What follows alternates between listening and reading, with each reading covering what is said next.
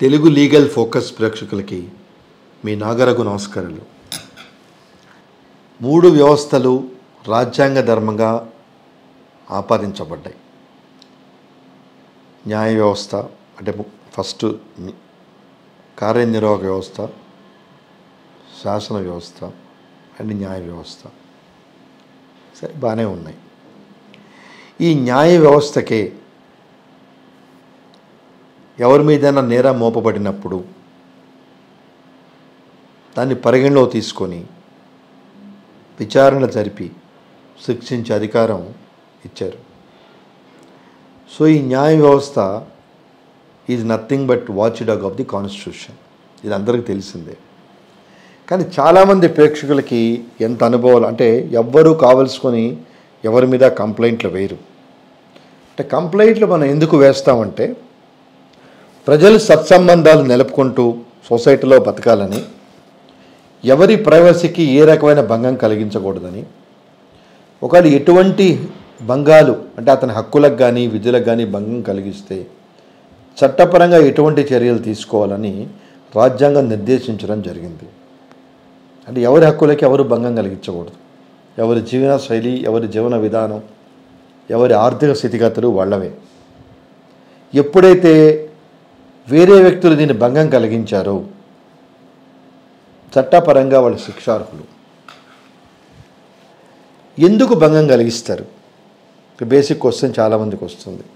అంటే ఈ కోర్టులు ఏంటి, ఇన్ని కేసులు ఏంటి, ఇంతమంది అడ్వకేట్లు ఏంటి, అలాగే మ్యాజిస్ట్రేట్ కోర్టు నుంచి సుప్రీంకోర్టు వరకు ఇన్ని కోర్టులు, ఇట్లా ఏంటిది? అంటే శాసనసభ కార్యనిర్వాహక శాఖ ఎగ్జిక్యూటివ్ బాడీ ఉన్నట్టుగానే ఈ న్యాయశాఖ కూడా ఇన్ని స్టెప్స్ ఏంటి? అసలు what is this? What is ultimate aim of this judiciary అనేదంటే, జ్యుడిషియరీ అనేది కనుక లేకపోతే రాక్షస పాలనే ఉంటుంది. రాసిపెట్టుకోండి. ముఖ్యంగా ఇప్పుడున్న పరిస్థితుల్లో జ్యుడిషియరీ కంట్రోల్ చేయబట్టి న్యాయ వ్యవస్థ గౌరవ అనేది అందరికీ ఉండబట్టే కొంచెం ఈ మాత్రమైన మనుషులు మనుగడ సాగిస్తున్నారు. అంటే ఒక కంప్లైంట్ ఇచ్చినప్పుడు చాలామంది ప్రేక్షకులకి ఈ కార్యక్రమం ద్వారా కొంత ఎన్లైటన్మెంట్ అయితే నేను చాలా సంతోషిస్తాను. అసలు కంప్లైంట్ ఎందుకు ఇవ్వాలి? కంప్లైంట్ ఏంటి? కంప్లైంట్ ఎవరికి ఇవ్వాలి? ఈ కంప్లైంట్ మనం ఇచ్చినప్పుడు అది ఎలా పరిణామాలు చెందుతుంది? ఇచ్చిన కంప్లైంట్ యొక్క ఎండ్ రిజల్ట్ ఏంటి అనేది చాలామందికి తెలియదు. అంటే మన హక్కులకి ఏ రకమైన భంగం కలిగించిన ఇప్పుడు లేటెస్ట్గా అంటే ప్రస్తుత టాపిక్ని మనం కంటిన్యూ చేసే ముందు ఒక్క మాట, చివరికి తల్లిదండ్రులు సరిగ్గా చూసుకోకపోయినా శిక్షార్హులే చట్టం వచ్చింది. విచిత్రం చూడండి, senior citizens act 2007.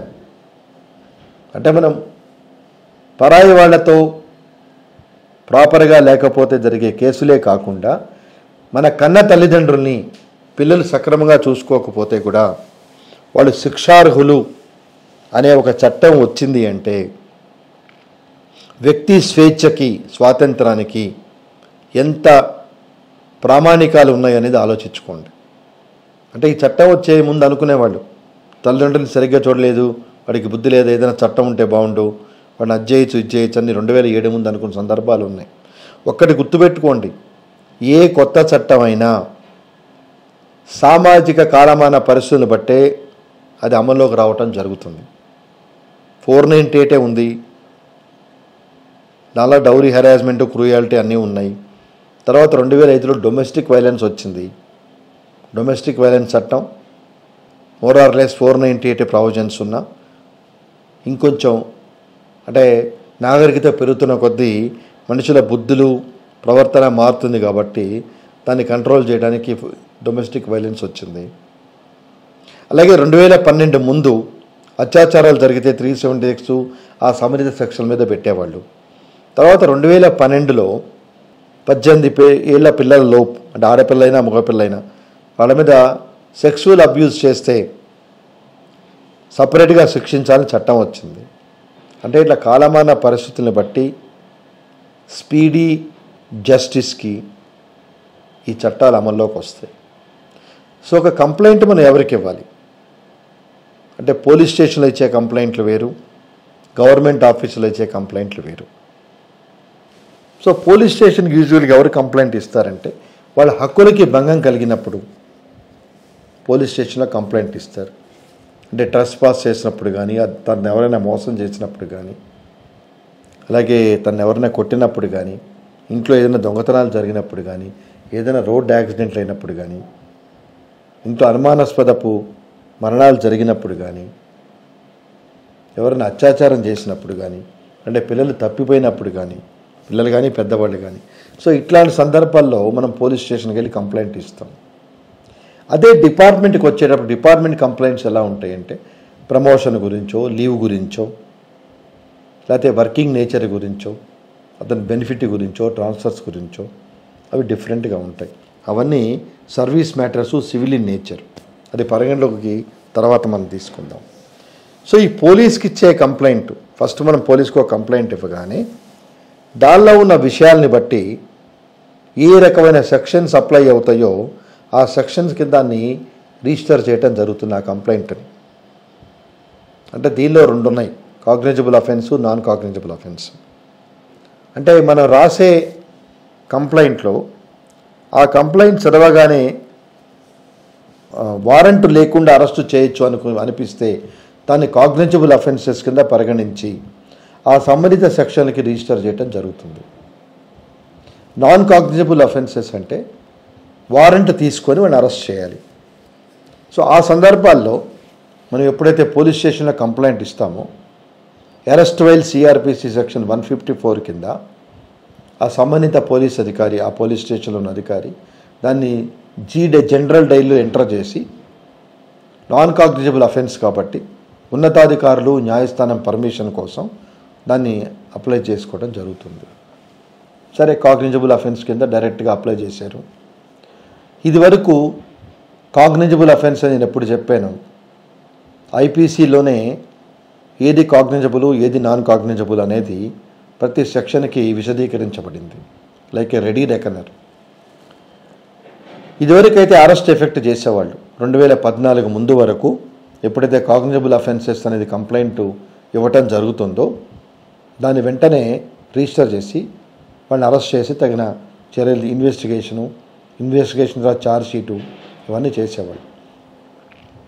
2014లో Arnesh Kumar judgement ఎప్పుడైతే సుప్రీంకోర్టు వెలువరించిందో 7 సంవత్సరాల లోపు నేరాలు ఉన్న ఏ శిక్షకైనా, అంటే ఏ నేరానికైనా, 7 సంవత్సరాల శిక్ష ఉన్న ఏ నేరానికైనా 41A సిఆర్పిసి నోటీస్ ఇవ్వాలి, కానీ స్ట్రైట్గా అరెస్ట్ చేయకూడదని ఒక రూలింగ్ ఇచ్చింది. At the same time 41A notice ఇవ్వాల్సి వచ్చినా ఒకవేళ ఇతని అరెస్టు తథ్యమం, ఇతను అరెస్ట్ చేయకపోతే పరిణామాలు కొంత తీవ్రంగా ఉంటాయని కనుక భావిస్తే ఉన్నతాధికారులు న్యాయస్థానం పర్మిషన్ తీసుకొని సెక్షన్ 50 అరెస్ట్ వైల్ సిఆర్పిసి కింద అతను అరెస్ట్ చేయొచ్చని కూడా నిర్దేశించడం జరిగింది. సరే, కేసు టేకప్ చేస్తారు, ఇన్వెస్టిగేషన్ చేస్తారు.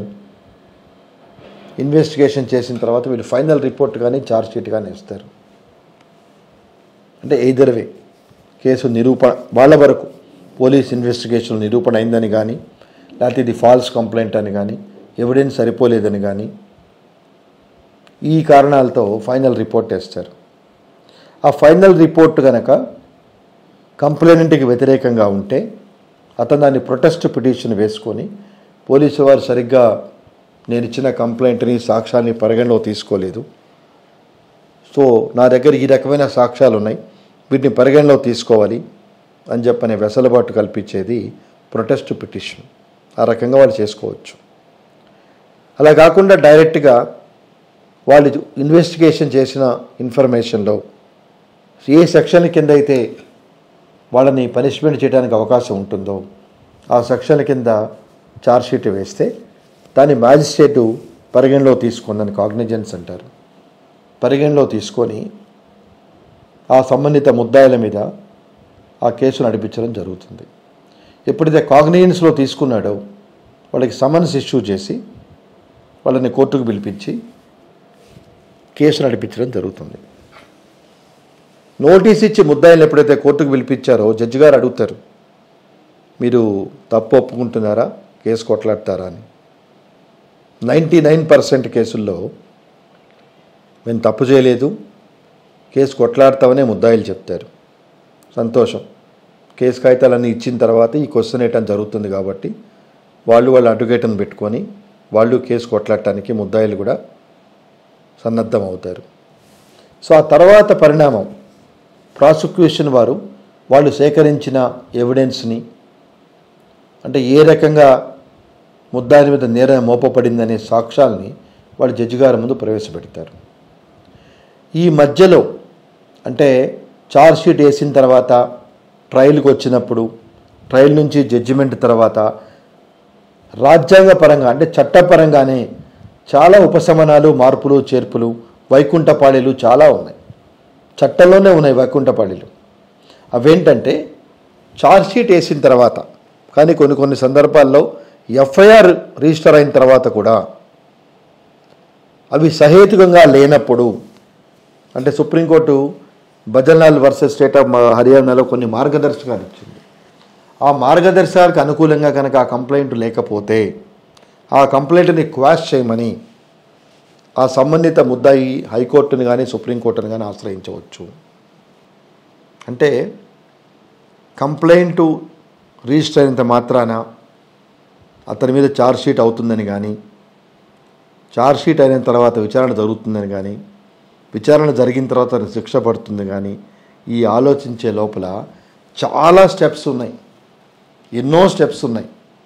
అందుకే యావరేజ్న ఒక్కొక్క కేసు నిరూపణ అవడానికి 3 ఏళ్ళు పడుతుంది మినిమం. అంతగానే ఎక్కువే పట్టచ్చు, నేను చాలా మినిమం చెప్పాను. ఒక కేసు డిసైడ్ అవ్వడానికి మినిమం 3 years పడుతుంది. సో హైకోర్టుకి వెళ్ళినప్పుడు హైకోర్టు పరిశీలించిన తన విస్తృతాధికారాలను ఉపయోగించుకొని ఎప్పుడైతే ఆ ఎఫ్ఐఆర్ కానీ కంప్లైంట్ కానీ నిర్దేశించిన ప్రామాణికల ప్రకారం లేదో ఆ కంప్లైంట్ని క్వాష్ చేసే పవర్ ఉంది, గుర్తుపెట్టుకోండి. లేదు ఛార్జ్షీట్ వేశారు, ఆ ఛార్జ్షీట్నే క్వాష్ చేయమని అడగచ్చు. నిర్దేశించిన విధానంగా న్యాయస్థానాల తీర్పులకు నిర్దేశించినట్టుగా కంప్లైంట్ లేకపోతే, అంటే ఆ ఎవిడెన్స్ ప్రేమా ఫేసి ఛార్జ్షీటు, ఆ ఎవిడెన్సు, స్టేట్మెంట్సు లేకపోతే high court can interfere and quash that complaint or chargesheet. అది ఒక రకమైన భాగం. లేదు క్వాష్ చేయడానికి అవకాశం లేదు, దీనిలో ఉన్న ఎలిగేషన్స్ తీవ్రంగా ఉన్నాయి, దీన్ని కోర్టులో ట్రయల్లోనే నిరూపణ చేయాలి అనుకుంటే మధ్యలో చాలా స్టెప్స్ ఉన్నాయి. అంటే ఆల్రెడీ ఎగ్జామిన్ చేసిన ప్రాసిక్యూషన్ విట్నెస్ని మళ్ళీ తిరిగి ప్రవేశపెట్టమని, వాళ్ళని మళ్ళీ రీఎగ్జామిన్ చేయాలని, అలాగే కొన్ని డాక్యుమెంట్స్ కానీ సంతకాలు కానీ ప్రొడ్యూస్ చేయమని, కొన్ని స్టేట్మెంట్లు ప్రొడ్యూస్ చేయమని, సంతకాలు మావి కాదు దీన్ని ఎఫ్ఎస్ఎల్కి పంపించమని. అంటే చట్టం నిర్దేశించింది తను ముద్దాయిగా నిరూపించడానికి ఒక మనిషిని ఎన్ని రకాల అవకాశాలు ఉన్నాయో అన్ని రకాల అవకాశాలు ఇమ్మని చెప్పింది. టు ప్రూవ్ హిజ్ ఇన్నోసెన్స్, అతను అమాయకుడు అని ప్రూవ్ చేసుకోవటానికి ఎన్ని రకాల అవకాశాలు చట్టపరంగా ఉన్నాయో ఆ అవకాశాలన్నీ కల్పించాలని చెప్పని చట్టమే చెప్పడం జరిగింది. విచిత్రం అది. తప్పు చేస్తే నేరం మోపమంది, ఆ నేరం మోపబడి చర్యలు తీసుకోమంది, కానీ మళ్ళీ ఆ చట్టమే అతను ఇన్నోసెంట్గా ప్రూవ్ చేయడానికి ఎన్ని వెసులుబాట్లు ఉన్నాయో అన్నీ కల్పించాలని చెప్పింది. సో ఈ మధ్య పర్వంలో ఈ రకరకాల పిటిషన్లు వేసుకోవటం, దీన్ని ఇంటర్లాకేటరీ అప్లికేషన్స్ అంటారు. ఈ పిటిషన్లు వేసుకోవటం, ఈ పిటిషన్ వేసుకున్న తర్వాత ఆ సంబంధిత న్యాయస్థానం కనుక అంగీకరించకపోతే మళ్ళీ దాని మీద పై న్యాయస్థానాలకు వెళ్ళటం, ఆ పై న్యాయస్థానాలు ఒప్పుకోపోతే ఇంకా మరింత పై న్యాయస్థానాలకు వెళ్ళటం. అంటే ఈ legal process అన్ఎండెడ్ process till supreme court. బాగా గుర్తుపెట్టుకోండి. సుప్రీంకోర్టుకి వెళ్ళే వరకు nobody can prevent the approaches of higher courts. మీకు అందుకే చూడండి 10 ఏళ్ల పైన జగన్ కేసులు ఇంకా డిశ్చార్జ్ పిటిషన్సే డిసైడ్ కాలేదు, ట్రయల్ ఎప్పటికి వస్తుందో.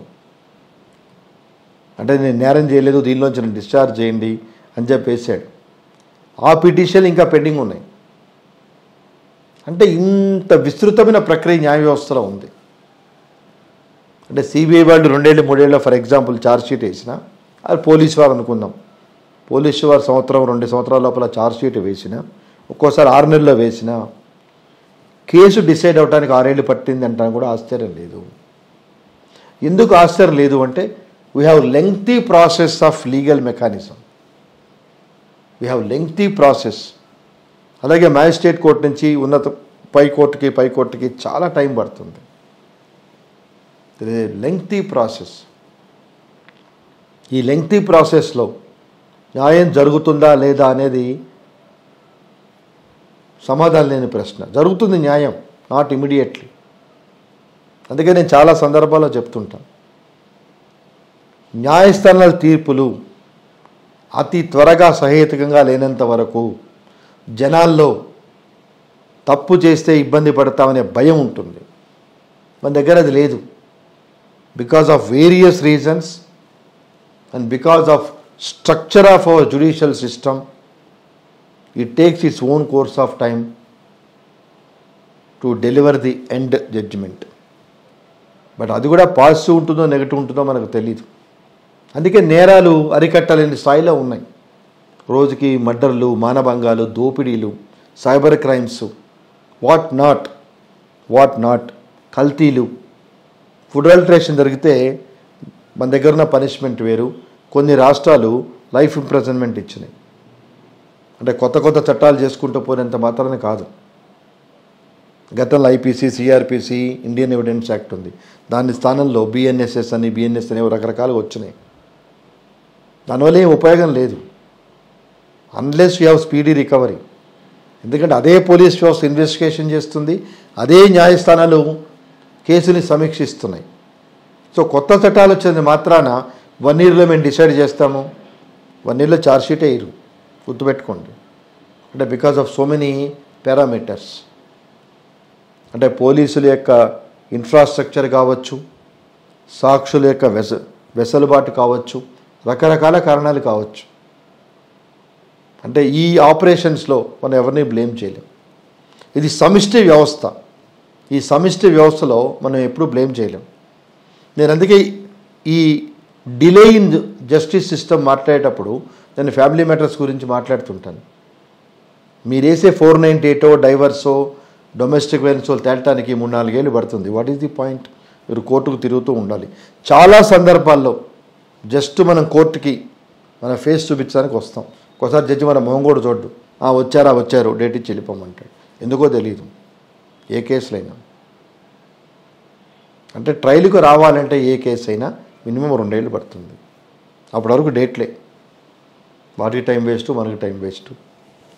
ఈ లోపల కొంతమంది సాక్షులు చనిపోవచ్చు, కొంతమంది ముద్దాయిలు చనిపోవచ్చు, కొంతమంది అవైలబుల్ కాకపోవచ్చు, రకరకాల ఫ్యాక్టర్స్. అల్టిమేట్గా ఎవిడెన్స్ వచ్చినట్టుకి ఏం దొరకదు. సో లాస్ట్లో సింపుల్గా prosecution is fail to prove his guilty అంటారు, కేసు కొట్టేస్తారు. సరే, దాని మీద అప్పీల్కి వెళ్తారో చేస్తారు, వేరే విషయం. ముందు మామూలుగా చెప్తున్నాను. అంటే ఒక కంప్లైంట్ వేసినప్పటి నుంచి దాని ఎండ్ రిజల్ట్ రావటానికి కనీసం 3-4 ఏళ్ళు పడుతుంది. అంటే అది ఒక కోర్టు నేను చెప్పేది. ఇది ఒక మ్యాజిస్ట్రేట్ కోర్టు గురించి నేను మాట్లాడుతున్నాను. మ్యాజిస్ట్రేట్ కోర్టు, సెషన్స్ కోర్టు ఉంది, హైకోర్టు ఉంది, సుప్రీం కోర్టు ఉంది, ఇది చాలా ఉన్నాయి. అందుకే justice delayed is justice denied అన్నారు. కానీ నోబడీ ఈజ్ బాదరింగ్. అలాగే తర్వాత లోక్ అదాలతులు వచ్చినాయి. అంటే కాంప్రమైజ్ చేసుకొని, అంటే కాంప్రమైజ్ చేయడానికి వీలున్న సెక్షన్స్ కొన్ని ఎర్స్ట్వైల్ సెక్షన్ 320 సిఆర్పిస్లో ఇవ్వటం జరిగింది. అంటే ఈ రకమైన కేసులు కాంప్రమైజ్కి ఎలిజిబుల్ అని. సో వీటిని కాంప్రమైజ్ చేసుకోవడానికి లోక్ అదాలత్ అని పెట్టారు. అది ఏ రోజైనా చేసుకోవచ్చు. ఇంకా కొన్ని సందర్భాల్లో ఇటీవల కాలంలో ముద్దాయిలు కోర్టుకు రావాల్సిన పని లేదు, కంప్లైంట్ కోర్టుకు వచ్చి నేను విత్డ్రా చేసుకునే పిటిషన్ వేస్తే సరిపోతుంది, కేసులు క్లోజ్ చేస్తామని చెప్పిన సందర్భాలు కూడా చాలా ఉన్నాయి. అంటే న్యాయం జరగటానికి ఎన్ని రకాల మార్గాలు ఉన్నాయో అన్ని రకాల మార్గాలు అమల్లో ఉన్నాయి. కానీ కోఆపరేషన్ లేకపోవటం వలన, because of both parties they are not cooperating each other, కోర్టులో కేసులు సంవత్సరాల తరబడి నడుస్తున్నాయి. ఒకళ్ళు వస్తే ఒకళ్ళు రాదు, ఒక విట్నెస్ వస్తే ఇంకో విట్నెస్ రాడు. విట్నెస్ వచ్చిన రోజున అతను ఎగ్జామిన్ చేయడానికి కోర్టుకి సమయం ఉండదు. మళ్ళీ నెక్స్ట్ టైం రమ్మంటే అతను ఇంట్రెస్ట్ చూపించాడు. అలాగే కొన్ని కేసుల్లో విట్నెస్లు బెదిరిస్తూ ఉంటారు. అలాగే విట్నెస్లు తగిన రక్షణ లేదు. అంటే చట్టంలో ఉన్న వెసులుబాటు, చట్టంలో ఉన్న లోపాలే అడ్వాంటేజ్గా తీసుకొని ముద్దాయిలు నేరం నుంచి తప్పించుకోవడానికి ప్రయత్నం చేస్తూ ఉంటారు. సో ఇన్ని రకాల పరిస్థితులు మనకు ఉన్నప్పుడు సామాన్య మానవుడికి న్యాయం జరుగుతుందా అంటే అది సమాధానం లేని ప్రశ్న. అలాగే అట్ ద సేమ్ టైం ఇప్పుడున్న సిస్టమ్ని చూస్తే ఒకప్పుడు చెప్పేవాళ్ళు everybody is equal before law అని. No, it is not correct. Each person is having his own whims and fancies before the law. This is the latest situation. Each person having his own whims and fancies before the law. ఇది system. అంటే కాలానుగుణంగా సొసైటీలో వచ్చే మార్పులు, political పార్టీల ప్రాధాన్యత, ఎన్నో రకాల ఫ్యాక్టర్స్. ఇప్పుడు మన రీసెంట్గా deputy chief minister Telangana Andhra గురించి మాట్లాడారు. పోలీసు వాళ్ళు పని చేయట్లేదని. పోలీసు వాళ్ళు పని చేయించకపోవటానికి మళ్ళీ ఇదే రాజకీయ నాయకులు కారణం, అది గుర్తుపెట్టుకోవాలి. అందుకే తిరుమలరావు గారు చక్కగా చెప్పారు, మాకు తెలిసి మా పని మేము చేస్తాం, మేము రాజ్యాంగ పరిధిలో చేస్తాం, మేము రాజకీయ నాయకుల పరిధిలో చేయమని. Appreciate, it is very appreciable మాట. ఎందుకంటే రాజకీయ నాయకుల మాటలు విని కనుక పోలీసులు పనిచేస్తే these people are tomorrow answerable to judiciary. వీళ్ళ జుడిషియరీ పిలిచి వాయిస్తుంది నువ్వు ఎలా చేశావు అని. అందుకే చాలా క్లియర్గా చెప్పారు తిరుమలరావు గారు, మేము రాజ్యాంగ పరిధిలో పనిచేస్తాం కానీ రాజకీయ నాయకుల పరిధిలో పనిచేయమని. అది ఆయన తెలుసుకొని మాట్లాడాలి ఎవరైనా. Not only one particular gentleman, ఎవరైనా. ఇప్పుడు చట్టంలోనే చెప్పింది, అరెస్టు చేసిన 24 గంటల్లో ప్రొడ్యూస్ చేయకపోతే the concern police officer has to give explanation. Police will not spare you if you fail to give reasonable reasons.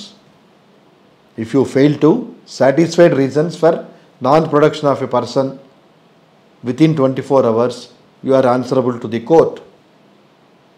ఎవరో నాకు ఎమ్మెల్యే ఫోన్ చేశాడు, మినిస్టర్ ఫోన్ చేశాడు, 3 రోజుల తర్వాత ప్రొడ్యూస్ చేయమని అంటే నడవదు, గుర్తుపెట్టుకోండి. సో ఆ జ్యుడిషియరీ మీ మీద యాక్షన్ తీసుకుంటే సంబంధిత పోలీస్ అధికారుల మీద ఆ రోజు ఆ పొలిటికల్ పర్సన్ వచ్చి మిమ్మల్ని కాపాడు. సో చాలా కరెక్ట్గా చెప్పారు. DGP Andhra express very correct view. మేము రాజ్యాంగం లోబడే పనిచేస్తాం, రాజకీయ నాయకులు కాదు. This is only small example. Arrest చూపించిన 24 గంటల లోపల సంబంధిత న్యాయస్థానం ముందు ప్రొడ్యూస్ చేయకపోతే ఆ పోలీస్ ఆఫీసర్ ఆన్సరబుల్. కోర్టు అతని మీద తీవ్రమైన చర్యలు తీసుకునే అవకాశం ఉంది. కాబట్టి ప్రతి ఒక్కళ్ళు ఏ రకమైన విధి విధానాలు చేయాలో రాజ్యాంగం నిర్ణయించబడింది.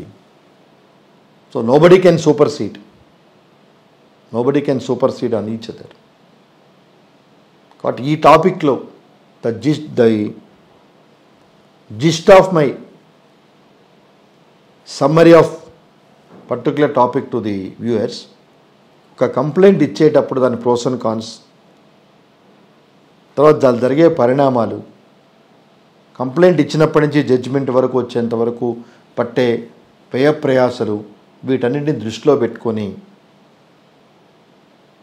పట్టరాదు, పట్టిన పట్టు విడవరాదు, పట్టిన పట్టు విడుచుట కన్నా పడి చచ్చుట మేలయ్య అని చెప్పారు. So if at all you want to fight, you fight till the end. ఏదో చేసేసుకొని పోక్సో కేసులు చాలా వరకు నోటీస్కి వచ్చేవి ఏంటంటే రాజీ అయిపోయి విట్నెస్లు హాస్టల్ అయిపోతారు. కానీ ఈ లోపల వాడు జైలుకి వెళ్ళొచ్చి లోపల 30 రోజులు 60 రోజులు గడిపొస్తాడు. What about that situation? Nobody bothers. చాలా కేసుల్లో, పోక్సో కేసుల్లో రాజీలు ఎక్కువ అవుతాయి. సరే, కొన్ని సందర్భాల్లో విన్న, రైట్ ఓ రాంగో నాకు తెలియదు, విక్టిమ్ కాంపెన్సేషన్ వస్తుందని కూడా ఫాల్స్ పోక్సో కేసులు పెడుతున్నారని చెప్పనే విన్నాను. అంటే సెషన్స్ కోర్టు, ఈ కేసును హ్యాండిల్ చేసే కోర్టు 5 లక్షలు 10 లక్షలు విక్టిమ్ కాంపెన్సేషన్ అవార్డ్ చేస్తుంది. అది వెంటనే వస్తుంది. సో ఆ అమౌంట్కి ఆశపడి కొంతమంది పేదవాళ్ళు ఫాల్స్ పోక్సో కేసులు కూడా పెడుతున్నారనేది ఒక అభియోగం. అది I'm not correct subject to the correction, I'm not correct to that point, but there is a rumour. అలాగే ఫ్యామిలీస్ మధ్య ఉన్న డిస్ప్యూట్ కూడా పోక్సో కేసులు పెట్టడానికి దారితీస్తున్నది. రీసెంట్గా ఒక కేసులో తల్లిదండ్రి మధ్య ఉన్న డిస్ప్యూట్స్ 6 ఏళ్ల పాపని తండ్రి సెక్సువల్ అబ్యూజ్ చేశాడని కేసు పెట్టింది. Most unfortunate, both are software engineers. 6 ఏళ్ల పాపని 40 రోజులు ఇతను జైల్లో ఉండొచ్చాడు. అంటే కేసులు పెట్టే వాటిలో ఒక స్టేజ్లో విచక్షణ లేదు. రేపు అమ్మాయి భవిష్యత్తు ఏంటి, మా నాన్న నా మీద ఇలా చేశాడో అని తెలిస్తే అది భార్య ఆలోచించాల.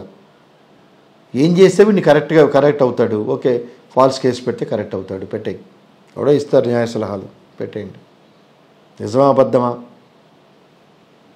తర్వాత మన జ్యుడిషియరీ సిస్టంలో ఉంది అదే. First remand, thereafter will see. అది అందుకని ఇదొక ఎరీనా, జ్యుడిషియరీ ఎరీనాలో ఎంటర్ అవ్వాలి. ఈ పోలీస్ అంటే ద్వారా వెళ్తాలి.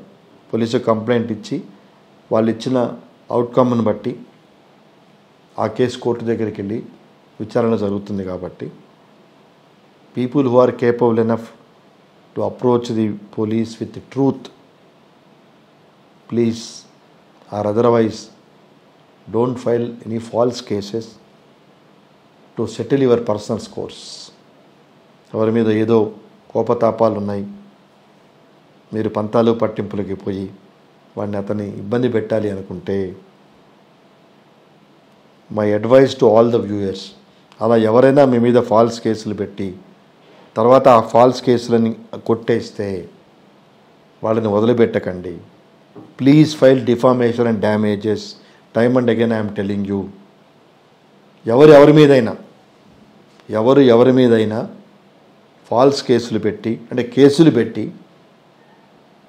మీరు ఎక్విట్ అయ్యి prosecution fail to prove the guilty of accused అని జడ్జిమెంట్ వస్తే immediately please take steps to file defamation and damages as per your capacity. Please file suit for damages based on your financial capacity. Please don't spare it. అందుకే రీసెంట్గా defamation కేసులు వేయటం అనేది చాలా మంచి పరిణామం. మనం పొలిటికల్గా చూసాం, కొన్ని ఇన్సిడెంట్స్ జరుగుతున్నాయి, డిఫామేషన్స్ వేశారు. అంటే ఒక పర్సనల్ విషయాలు, వాళ్ళకి సంబంధించిన విషయాలు కావచ్చు. You should not bring in to public domain. You don't have any right. So వాటితోనే కాకుండా ఈవెన్ భార్యాభర్తల మధ్య జరిగే కేసులు కానివ్వండి, ఫ్యామిలీ మ్యాటర్స్ కానివ్వండి, ఏ మ్యాటర్స్ అయినా ఎప్పుడైతే మీ మీద వేసిన కేసు ఎక్విటల్ అయి prosecution fail to prove your guilty అని వచ్చిందో, don't hesitate to file defamation and damages against other party in order to protect our interest. So ఈ టాపిక్లో మాట్లాడిన విషయాలు ఏవైనా మీరు పరిగణలో తీసుకొని to take steps to protect our interest and don't try to trespass and don't try to file false cases against somebody else to settle your personal scores. Time and again I am telling you, to settle your personal scores, don't file any false cases. Namaste.